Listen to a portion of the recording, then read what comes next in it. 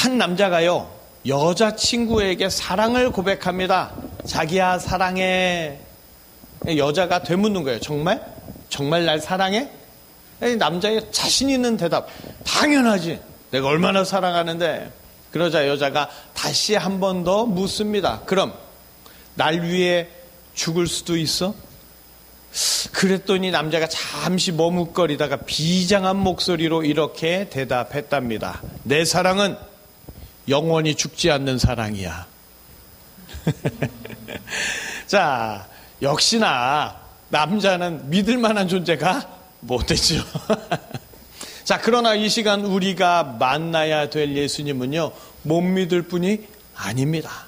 우리가 어떤 상황, 어떤 처지일지라도 우리를 향한 치유를 멈추지 않고 속히 행하시는 분, 우리를 향한 치유의 말씀, 두 번째 둘째 아들 이야기, 이 시간 치유의 은혜가 가득하시기를 소망합니다. 아멘. 자, 여행 좋아하십니까? 어디로 가셨던 여행이 가장 좋으셨나요? 수련회? 자, 여행은요, 정말 즐거운 일이에요.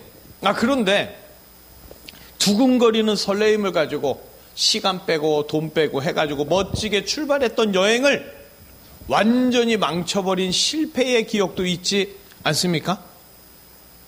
몰래 카메라 형식의 예능 프로그램에서는요, 시청자들에게 웃음을 주기 위해서 그 제작진들이 출연자들에게 아주 막 이상한 곳, 오지, 그것도 막 생필품도 안 주고 막 이렇게 여행을 서둘러 떠나게 계획을 하죠. 아무것도 모른 채 와, 해외로 간다 이렇게 들뜬 마음에 이 출연자들이 막상 그곳에 가가지고 이게 뭐야 뭐 이럴 때 시청자들은 그걸 보고 막 웃죠. 자, 그런데 한번 생각해 보세요. 웃으면서 지켜보는 상황이 아니라 실제 내가 겪어야 될 상황이 말도 못하게 어이없는 상황이고 황당한 상황이다 이러면 현기증이 막 밀려오겠죠. 엄청난 고생과 난관들이 펼쳐져 있는 것을 누군가 알고 있다면, 야, 거기 힘든 데야, 거기 엄청나게 고생하는 데야, 천천히 서두르지 않게 적극적으로 말려주어야겠죠. 그런데 실제 인생에서는요, 안 좋은 일, 힘겨운 일들이 예고 없이 갑작스럽게 급박하고도 빨리 다가올 때가 있습니다. 이 세상 사람들은 인생의 어떤 부분이 실패로 남을까 하는 근심과 걱정 속에서 가능한 한 천천히 하나하나 점검하면서 인생을 살고 싶어 해요. 하지만 이상하게도 안 좋은 일들은 너무나도 신속하게 빠르게 발밑에 덫을 놓아버리죠. 생각하기 싫은 흑역사 없이 장밋빛 인생을 살고 싶지만 피할 틈도 주지 않고 닥쳐오는 불행과 재난 때문에 늘 실패의 그늘 아래에서 사는 것, 이것이 현대인들의 운명인가 싶습니다. 자, 오늘 성경에 그 문제의 둘째 아들, 그 둘째 아들은 그토록 원했던 엄청난 유산을 받아냈습니다. 그리고 이제 자신이 꿈에 그리던 먼 나라로 여행길을 떠나게 되죠. 자, 둘째 아들이 먼 나라로 떠나려고 했던 이유, 먼 나라는요, 작은 나라가 아니에요. 먼 나라의 한적한 시골이 아닙니다. 먼 나라, 번화한 도시, 즉 사람까지도 사고팔고 모든 향락을 파는 도시, 돈만 가지고 있으면 무엇이든지 되는 향락의 도시입니다. 무엇보다도 먼 나라에는 자신을 간섭하고 자신을 찾으러 올 아버지가 없어요. 둘째 아들은 먼 나라에서 마음껏 방탕하게 살 수 있어요. 자, 여기에서 방탕이라는 용어는 아버지의 용어예요. 아들에게 방탕은요, 자유고 여유고 행복입니다. 아들에게 있어서 아버지는 인생을 즐기지 못하고 인생의 여유를 갖지 못하는 불쌍하고 비참한 인생을 사는 참으로 답답한 분이에요. 자, 인생이란 즐겨야죠. 둘째 아들은 인생을 즐기기 위해서 먼 나라로 속히 빠르게 재빠르게 떠납니다. 단순히 멀리 있는 나라가 아니라 아버지의 관심과 통제로부터, 아버지로부터 벗어날 수 있는 먼 나라, 급하게 떠납니다. 자, 성경은 분명히 말하고 있죠. 그 후 며칠이 안 되어 둘째 아들이 재물을 다 모아가지고, 자, 둘째 아들은요, 아주 신속하게 유산, 곧 재산, 재물을 다 챙겨서 아버지의 집을 떠납니다. 그가 받은 재산이 뭐죠? 우물, 가축, 목초지, 밭. 자, 먼 나라로 갈 때 데리고 갈 수도 없고 가지고 갈 수도 없습니다. 다시 말해서 둘째 아들은 며칠 안에 떠나기 위해서 아버지가 힘들게 평생 일궈온 우물과 밭과 가축들을 제값도 받지 못하고 모조리 금과 은으로 바꿨습니다. 자, 이런 둘째 아들의 모습은 아무리 봐도 정상이 아니에요. 그렇다면 아버지는 말려야죠. 처음부터 유산을 주지 말아야 했지만 이미 주었다면 따끔한 훈계를 통해서 아들을 깨우쳐 주어야지요. 일단은 유산을 주어서 달래 놓았다면 신속히 처분하고 신속히 떠나려는 아들을 정신적으로 성숙할 수 있게 천천히 곁에서 가르치면서 못 떠나게 붙잡아야지요. 아버지의 유산을 잘 관리하고 잘 사용할 수 있을 때까지 아버지 곁에서 차근차근 배워야 한다. 유산을 상속하면서 조건을 붙였어야죠. 급히 떠나려고 하는 아들의 다리를 똑 부러뜨려서라도 급하게 보내면 안 되는 상황이잖아요. 시간은 약이다 하는 말이 있지 않습니까? 시간이 흐르면 망나니도 철이 들겠지요. 지금 둘째 아들에게는 시간이 필요하지 않겠습니까? 조금 더 천천히, 조금 더 차분하게 배우면 서서히 철이 들고 그래서 떠나지 않을 수도 있고 먼 나라에 굳이 간다 할지라도 성공해서 돌아올 수도 있잖아요.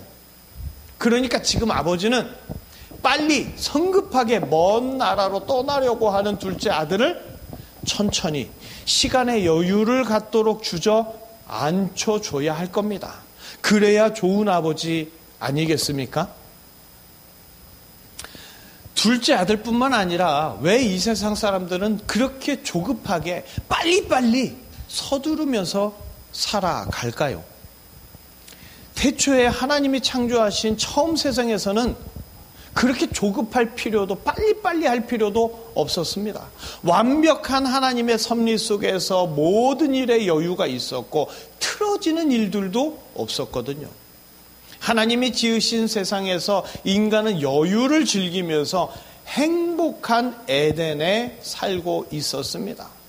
그런데 인간은 시간이 얼마 지나지도 않아 하나님이 지으신 세상에 실증을 내기 시작합니다. 에덴 바깥 먼 나라에 대한 궁금증이 폭발하면서 먼 나라를 막연하게 동경합니다. 하나님을 경외하기보다 세상을 동경하면서 하나님의 곁을 떠나 먼 나라로 가고 싶어 하죠. 그리고는 빨리 먼 나라로 가고 싶은 조급함에 사로잡혀서 인간은 선악과를 먹고 영원한 타락으로 빠져버렸습니다. 타락한 인간은 하나님을 떠나서 먼 나라로 여행을 나섰습니다마는 먼 나라는 인간이 꿈꾸고 상상했던 것과는 너무나도 거리가 멀었습니다. 자유와 여유와 행복이라는 먼 나라에 대한 상상, 신기루에 불과했고 인간이 찾은 먼 나라는 하나님이 없는 죽음의 나라였던 거죠. 하나님을 떠난 먼 나라에서 인간은 마음껏 방탕합니다.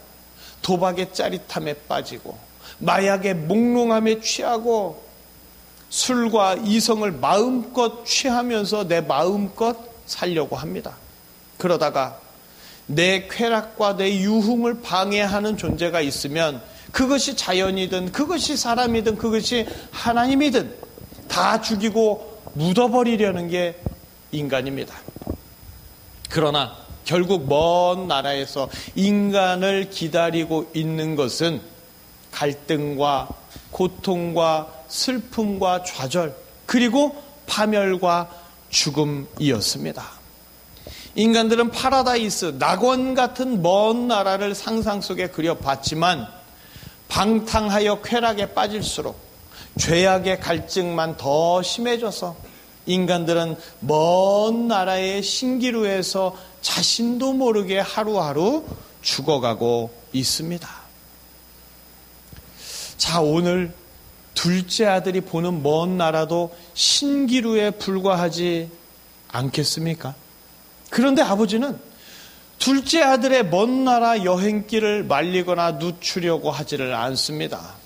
둘째 아들에게는 첫째 목표가 유산 상속이었어요. 그 다음 목표는 빠른 시일 안에 아버지 집을 떠나는 거였습니다.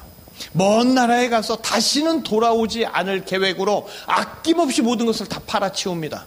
조금이라도 더 빨리 아버지 집을 떠나기 위해서 모든 것을 시장에 내다 팔 때 아버지의 피땀이 서린 아버지의 유산들이 아주 싸구려 대접을 받는 거죠. 자, 이를 지켜보는 아버지의 마음은 어땠을까요? 이렇게 철부지 둘째 아들이 서둘러 떠날 준비를 하는데 모르는 채 하듯이 말리지 않는 아버지의 모습, 이상하지 않습니까? 오히려 아버지는 둘째 아들의 먼 나라 여행을 은연중에 재촉하는 것도 같아요. 어떻게 아버지가 이럴 수 있을까? 이것이 아버지가 사랑하는 아들에게 해줄 수 있는 일인가? 철없는 아들이 모든 유산을 헐값에 처분하고 서둘러 떠나면 허랑방탕할 것이 눈에 뻔히 보이는데 왜 아버지는 붙잡지 않고 말리지도 않고 설득하지도 않느냐 하는 겁니다. 하지만 아버지의 속박에서 벗어나 마음껏 방탕하게 살고자 하는 이 아들의 의도를 하나도 알지 못하는 답답한 아버지가 아닙니다. 아버지는 둘째 아들의 속과 의도를 뻔히 다 알고 있어요. 그런데도 만류하거나 설득하지 않습니다. 먼 나라로 가는 것을 전혀 개의치 않습니다.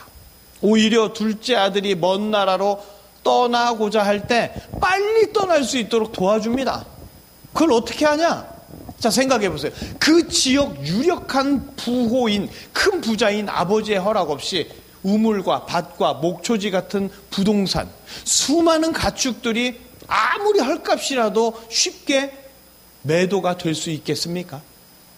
아버지는 둘째 아들이 하려고 하는 모든 계획과 모든 의도를 알고 있지만 모르는 채 해주고 있습니다.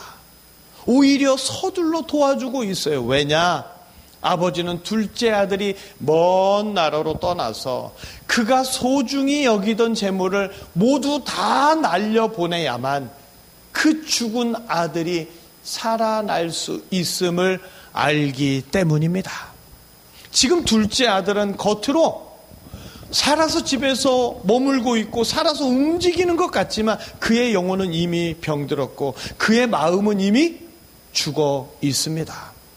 그래서 그의 아버지는 그를 데리고 있을 수가 없었어요. 둘째 아들은 아버지에게 자기는 살아있고 자기는 꿈이 많다 말하지만 이런 촌보다 더 좋은 나라에서 멋지게 성공해서 아버지보다 더 잘 살아보겠다고 장담에 장담을 하지만 그의 둘째 아들은 이미 죽어 있습니다. 그래서 아버지는 그의 둘째 아들이 자기 죽은 영혼을 보게 하고 싶어서 그가 먼 나라로 떠나려고 하는 것을 말리지 않고 오히려 재촉합니다. 큰 유산이, 큰 돈이 아들의 영혼을 죽게 만들었기 때문에 그 재산을 허랑방탕하게 다 허비하고 다 없애버려도 유산을 헐값에 팔아서라도 그의 아들을 살리고 싶었습니다.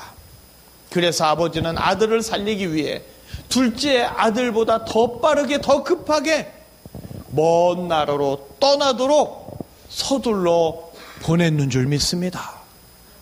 이런 아버지의 마음으로 예수님은요, 높고 높은 영광의 자리에서 낮고 천한 이 땅 먼 나라로 속히 서둘러 오셨습니다. 예수님은 이 땅에 오실 때 고난과 죽음이 기다리는 먼 나라로의 여행이 될 것을 알고 계셨지만 이 땅의 죽은 영혼들을 위해 먼 나라로 서둘러 오셨습니다. 천천히 때를 살피지 않았어요. 인간이 타락하여 하나님을 떠나서 죽음이 시작되었을 때 죽음에서 치유하시고자 지체하지 아니하시고 빠르게 둘째 아들과 같은 죽은 영혼을 살리기 위해 이 땅 먼 나라로의 여행을, 구원의 여행을 계획하셨습니다. 높고 영광된 곳에서 낮고 천한 이 땅으로 먼 나라로 떠나는 거 예수님에게는요 치욕적인 일이었어요. 게다가 인간들에게 고난도 받고 죽임까지 당하셔야 합니다. 그런데도 예수님은 인간 스스로 철이 들 때까지 천천히 기다리거나 여유를 부리지 아니하십니다. 아무리 기다려도 인간은 스스로 죽음에서 치유될 수 없기 때문이죠. 예수님은 천천히 느긋하게 사태를 지켜보지 아니하시고 이 땅으로의 구원 여행을 속히 빠르게 계획하시고 유다의 작은 땅으로 내려오신 줄 믿습니다. 만약에 고난과 죽음이 뻔히 기다리고 있다면 인간은 천천히 다른 방법을 모색할 거예요. 그러나 예수님은 그렇지 않습니다. 하나님과 동등하신 예수님께는 전능한 신성이 있어요. 그 전능함으로 둘째 아들과 같은 인간들이 죽어가고 있는 것을 아시기에 치유 여행을 급히 서두르셨습니다. 고난과 십자가의 죽음이 예수님 앞을 가로막는다고 막았지만 예수님의 치유를 절대 막을 수 없었습니다.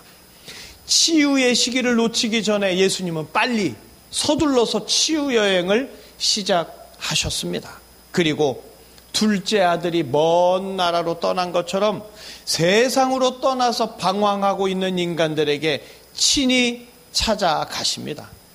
인간은 아들을 방탕의 길로 보내면 절대 안 되지만 예수님은 방탕의 길로 보내시되 그 방탕의 여행을 치유의 여행으로 바꾸실 수 있는 전능하신 분입니다. 이 세상을 창조하신 오직 예수님만이 다시 회복해 주실 수 있고 다시 치유해 주실 수 있지요. 그래서 예수님은 둘째 아들과 같은 인간들에게 먼 나라의 여행을 치유 여행으로 바꾸어 주시려고 그 여행길을 빨리 진행하시는 줄 믿습니다. 예수님은요, 죽은 영혼을 치유하기 위해 이 땅에 오셨어요. 그러나 인간은 자신이 죽은 영혼인 줄을 모릅니다. 그래서 예수님이 왜 오셨는지를 몰라요. 예수님이 어떤 일을 하시는지를 모릅니다. 자, 마가복음 2장 17절. 우리 잘 아시는 말씀이에요. 우리 함께 읽겠습니다. 마가복음 2장 17절. 함께 읽겠습니다. 예수께서 들으시고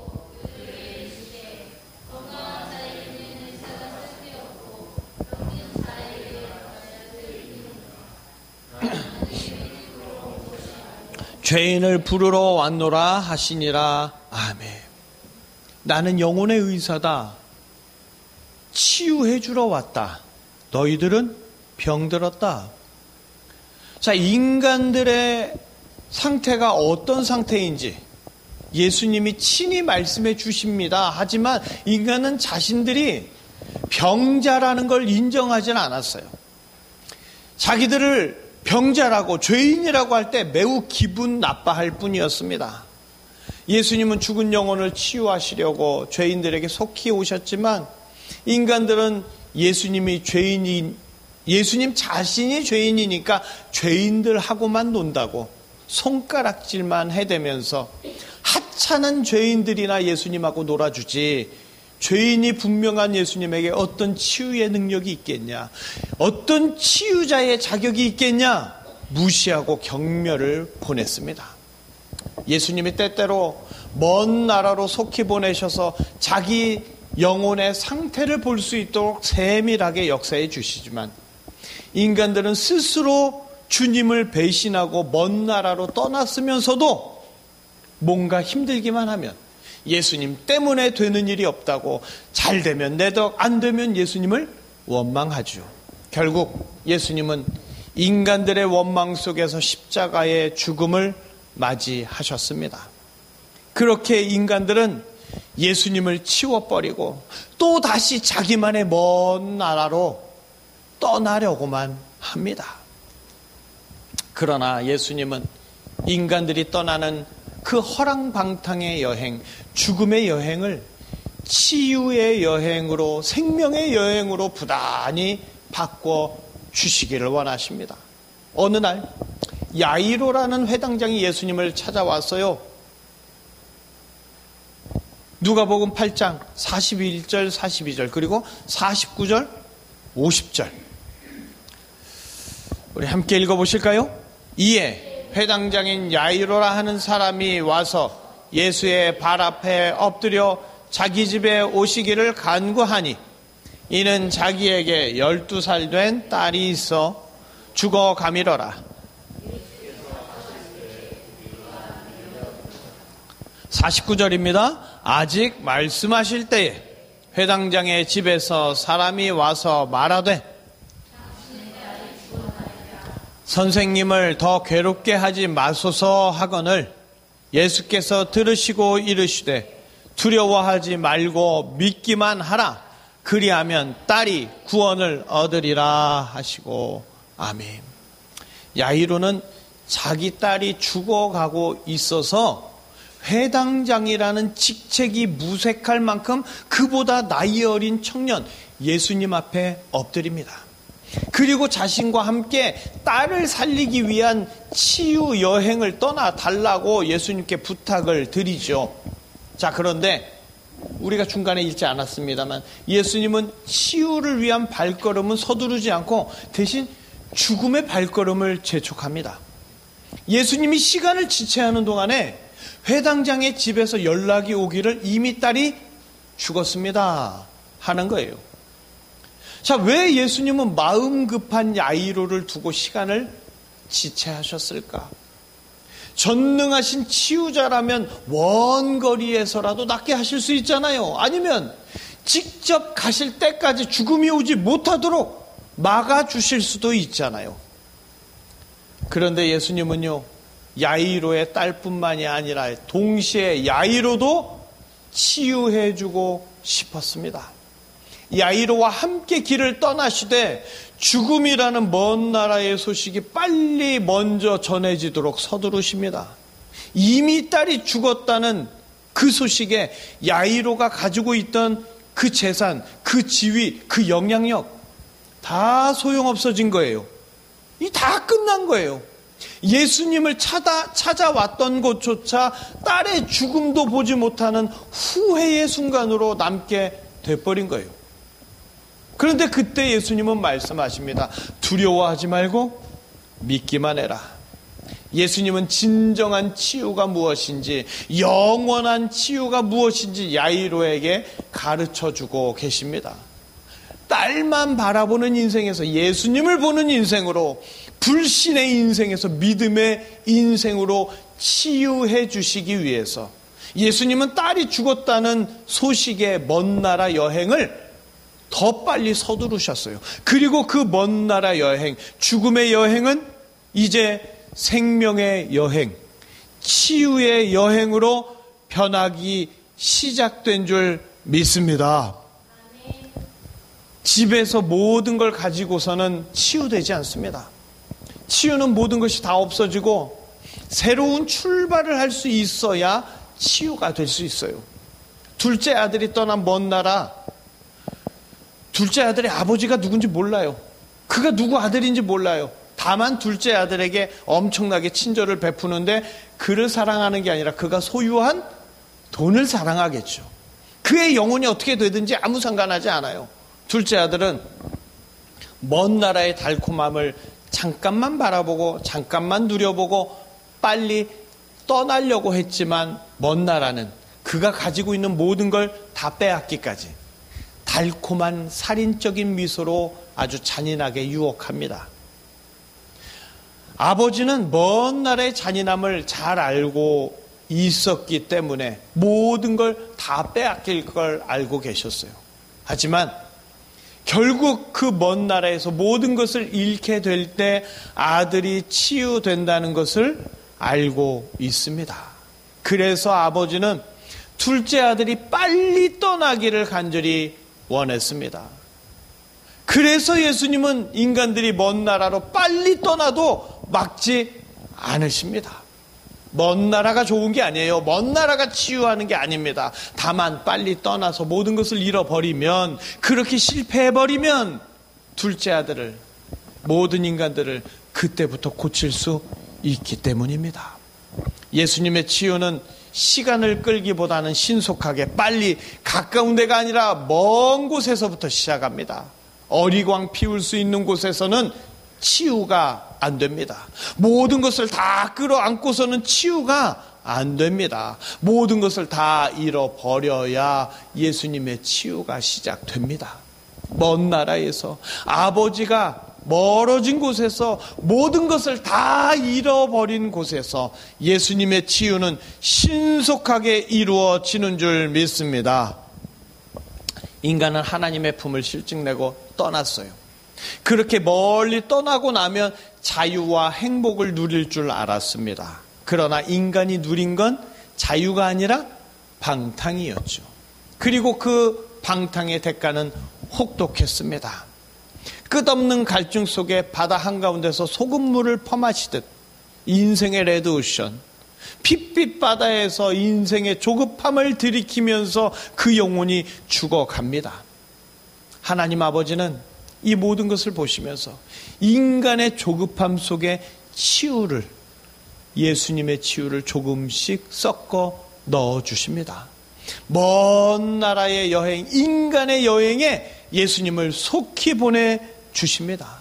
예수님을 이 땅에 보내셔서 모든 것을 잃어버리는 먼 나라의 여행 속에 예수님을 만나게 하시고, 예수님과 동행하면서 치유의 여행으로 바뀌도록 놀랍게 역사해 주십니다. 인간의 실패를 아시면서도 만류하거나 설득하시지 않고 오히려 빨리 떠나게 서두르셔서 예수님이 이 땅에서 시작하신 치유 여행에 합류하게 하십니다. 하나님 아버지가 계획하신 예수님의 치유 여행이 아니었다면 모든 인류는 죽은 영혼을 지닌 채 자기가 죽는 줄도 모르고 지옥으로 직행할 뻔했죠. 하나님 아버지, 어떤 분이냐? 사망의 먼 나라 여행을 예수님의 치유 여행으로 기가 막히게 바꿔주시는 최고의 인생 여행 설계자이신 줄 믿습니다. 자, 둘째 아들, 흔히 말하는 탕자, 먼 나라에 왔어요. 아주 빠르게 급하게 왔습니다. 그가 속히 온 것처럼 그가 유일하게 믿고 있던 그의 유산도 빠르게 없어졌겠죠. 그의 유산은 곧 그가 믿는 그의 힘이었어요. 그러나 그가 갖고 있던 많은 돈이 없어지면서 그의 먼 나라에 대한 환상도 급격하게 와르르 무너졌습니다. 유산이 사라지니까 그때부터 둘째 아들에게 시간이 천천히 흐르기 시작합니다. 바쁘게 인생을 살아왔지만 모든 것을 잃어버리고 난 후에는 그의 모든 시간이 천천히 흐르면서 이제는 하늘도 보이고 자기 자신도 돌이켜 볼 수 있게 된 거죠. 아버지 옆에서 모든 것이 풍족할 때는 자기가 누군지 몰랐어요. 그러나 먼 나라에 빨리 와서 모든 것을 빠르게 잃어버리고 난 다음에 그제서야 자기가 누구인지, 어떤 존재인지 깊이 생각하는 시간을 갖게 됩니다. 둘째 아들, 자기도 모르게 치유가 시작되고 있습니다. 자신도 알지 못하는 사이에 예수님의 치유 여행에 함께 한 발을 걸치게 된 줄 믿습니다. 모든 사람이 자기 인생에 실패가 없기를 바라요. 그러나 실패와 절망의 순간은 매우 빠르게 예고도 없이 신속하게 닥칩니다. 그럴 때 수많은 이들이 세상을 향해 원망하고 하늘을 원망합니다. 정말 하나님이 있는 거야? 하나님이 있으면 왜 이런 고난들이 쏟아지는 거야? 그러나 사람들의 삶 속에 안 좋은 일들이 급하게 닥치고 겹쳐서 닥치는 것은 빨리빨리 정신없이 자기가 누군지도 모른 채 살아가는 세상 속에서 다 잃어버린 상태, 고통스러울 정도로 천천히 흐르는 시간에 자신의 상태를 바라볼 수 있는 치유의 시간을 허락해 주시는 은혜의 순간입니다. 그래서 누구든지 실패의 순간을 만났을 때 실망하고 좌절하기보다 자기 영혼이 죽는 것을 알고서 예수님을 찾기만 하면 예수님의 치유 여행에 기꺼이 끼워주시고 그 영혼을 죽음에서 생명으로 치유해 주십니다. 많은 이들이 가끔씩 병원에 조용히 좀 누워서 쉬었으면 좋겠다 이렇게 이야기를 하죠. 그런데 그러다가 갑작스럽게 진짜 암에 걸립니다. 처음에는 여기저기 암에 좋다는 병원, 음식, 장소 다 찾아다닙니다. 그러다가 점점 지쳐서 시리와 좌절에 빠졌을 때, 그럴 때 예수님을 만난 자는 암이 걸린 지금이 인생 전체를 조명하는 진정한 치유의 시간이라고 눈물로 고백합니다. 자기 인생에서 실패와 좌절을 통해 예수님을 만난다면 그가 어떤 자이든 지금 어떤 상황이든 예수님은 치유 여행에 동참시켜 주시고 그 영혼을 치유해 주십니다. 먼 나라로 떠나는 여행, 예수님과 함께라면 실패가 기다리는 망하는 인생이 아니라 예수님과 만나게 되는 치유의 여행, 기가 막힌 축복의 여행 될 줄로 믿습니다. 예수님을 믿고 예수님의 치유를 받는 자가 성도예요. 그런데 성도들에게도 실패와 좌절은 끊임없이 찾아옵니다. 왜 슬픈 예감은 틀린 적이 없는 건지 뭔가 이상하다 싶으면 꼭 안 좋은 일이 닥치는 거죠. 아무리 서두르고 빨리 대처하려고 해도 이게 대책이 안 세워질 정도의 아픔과 고통과 환난들, 그러다가 모든 것을 다 잃게 되었을 때 그때 원망하는 것이 아니라 예수님을 만나는 자가 성도입니다. 먼 나라 실패의 사건 속에서 치유의 여행으로 인도하시는 예수님을 만나는 자가 성도입니다. 예수님은 성도들의 인생을 절대 하나도 놓치지 않고 다 살피고 계십니다. 성도에게 먼 나라로의 치유 여행이 필요할 때 예수님은 지체하지 않고 빨리 떠나도록, 그래서 빨리 망하도록, 빨리 실패하도록 역사하십니다. 그러면서 예수님의 치유 여행에 포근히 끼워주시고 예수님의 치유를 시작하시는 거지요. 그래서 성도는 인생의 실패가 밀려들어도 그 실패와 좌절 속에서 자기 인생을 되돌아보고 예수님을 만나게 되는 그 순간을 기다립니다. 자기의 못난 인생을 비관하는 자가 아니라 못난 인생을 위대한 치유의 여행으로 바꾸어 주시는 예수님을 아는 자, 그런 자가 바로 아멘 하는 이 자리에 있는 예수님의 성도인 줄 믿습니다. 잠시 한번 인생을 되짚어 보십시오. 언제 어떻게 인생의 실패를 맛보셨습니까? 혹시 지금도 실패의 아픔이 진행 중이십니까? 그런 실패의 사건들 때문에 힘들고 고통스럽고 앞이 안 보일 정도로 막막하십니까? 그렇다면 지금이 치유의 예수님을 찾아서 치유받을 최고의 때인 줄 믿습니다. 아프고 고통스러운 이 과정들이 예수님의 치유 여행 속에 함께 있다는 것을 알게 되면 이제껏 느끼던 절망감, 괴로움, 고통, 아픔, 나도 모르게 환희와 희망으로 따뜻함과 위로로 바뀌어서 치유 여행, 말 그대로 여행을 즐기는 행복이 가득하게 될 줄로 믿습니다. 자, 어떤 인생의 일을 만날지라도 유행가 가사처럼 여행을 떠나보십시오. 거칠은 들판으로 달려보자. 예수님과 함께라면 막장의 소용돌이 속으로 빠르게 빨려 들어갈지라도 이미 그 소용돌이마저 우리를 빨리 치유하고 싶으신 예수님의 손길로 변하는 것을 느끼게 됩니다. 둘째 아들을 치유할 수 있다면 모든 것을 다 팔아 없애서라도 빨리 고쳐주고 싶어하는 아버지의 마음, 그것이 바로 우리를 향한 예수님의 마음입니다. 아무리 형편이 어려운 부모라도 자녀를 포기하는 부모는 찾아보기 힘들죠. 자기는 못 먹고 못 입고 그래도 병든 자녀만큼은 고비용의 치료를 받게 하잖아요. 우리 예수님의 마음이 인간의 부모보다 못하시겠습니까? 때로 인간은 능력이 없어서 어쩔 줄 몰라서 발만 동동 구르지만 우리 예수님은 눈물 어린 부모의 심정으로 우리를 먼 나라로 속히 떠나보내십니다. 모든 것을 잃어버릴 먼 나라로 떠나게 하십니다. 왜냐? 아들의 중환병을 빨리 고칠 수 있다면 어떤 부모가 그것을 내일로 미루겠어요? 중환병이 들어서 죽은 시체로 살고 있는데 자기는 아픈 것조차 모른다면 어떤 부모가 빨리 치유해주고 싶지 않겠습니까? 예수님은 다 주십니다. 커다란 유산을 다 주시고 그 다음 실패가 될 먼 나라의 여행을 지체하지 않고 빨리 떠나 보내십니다.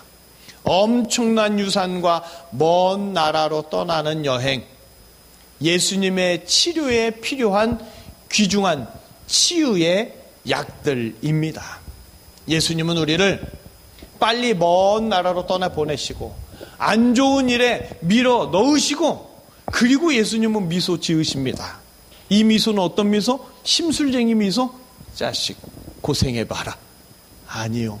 그 미소는 치유의 미소이고 자녀를 잃지 않는다는 기쁨의 미소인 줄 믿습니다.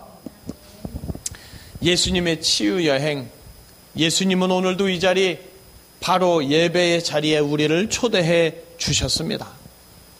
교회에 열심히 나오는데 안 좋은 일이 왜 자꾸 생겨요? 왜 고통스러운 일이 계속 있어요? 이런 경험들이 있으십니까? 그런데 안 좋은 일이 있는데도 예배 도중에 나도 모르게 위로와 위안을 받고 집으로 돌아가신 경험들도 있지 않으십니까? 안 좋은 일 자체가 없어지진 않았어요. 그럼에도 불구하고 예배를 통해서 마음이 푸근해지신 경험들 있지 않으십니까? 우리가 현재 실패 가운데 있어도 실망과 두려움이 가득할지라도 오히려 그것을 빨리 서두르시는 치유의 예수님을 발견하는 시간이 바로 예배의 시간이기 때문입니다. 예수님은요, 한순간의 모면이 아니라 진정한 치유, 영원한 치유, 영혼의 치유를 원하십니다. 그래서 우리를 예배로 부르시고 기도와 찬양과 말씀을 통해서 먼 나라로 때때로 빨리 보내시지만 이미 치유의 여행으로 예수님이 동행하십니다. 그 예수님을 보게 하시고 그 예수님을 알게 하시고 그 예수님을 만나도록 역사해 주십니다. 그래서 예배는 소중해요. 그래서 예배는 감격이 됩니다. 그래서 예배는 빼놓을 수 없는 우리 삶의 일부가 됩니다.